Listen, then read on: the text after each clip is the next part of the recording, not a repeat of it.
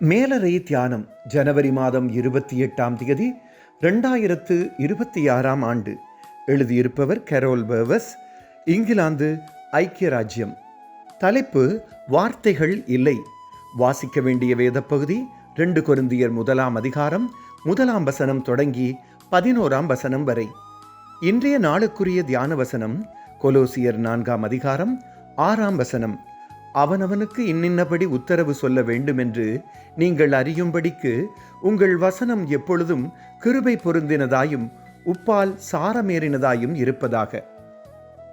எனது நெருங்கிய சிநேகிதியான சென்ட்ராவின் 59 வயதான கணவர் டக்ளஸ் திடீரென ஏற்பட்ட மாரடைப்பு காரணமாக காலமாகிவிட்டார்.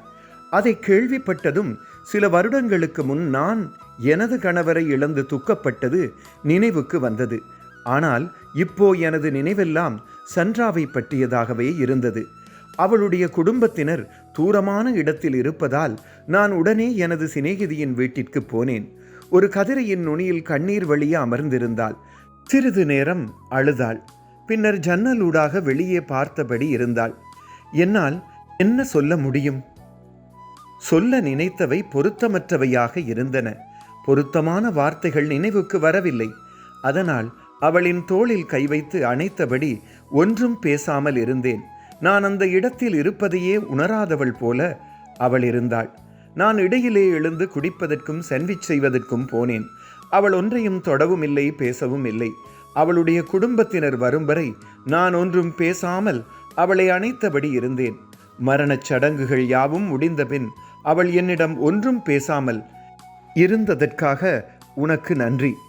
எனக்கு உன்னுடைய வார்த்தைகள் அல்ல, உமது பிரசன்னமே தேவைப்பட்டது என்றாள். ஜெபம். அன்பான ஆண்டவரே, எமது துக்கத்தில் நீங்களே இறுதி ஆறுதல் அளிப்பவராக இருப்பதற்காக நாங்கள் நன்றி சொல்லுகின்றோம். ஆமீன்.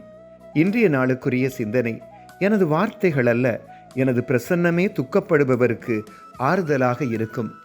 கர்த்தருடைய அன்பும் இரக்கமும் பலப்படுத்தலும் இந்த நாளில் உங்கள் அனைவரோடும் கூட இருப்பதாக.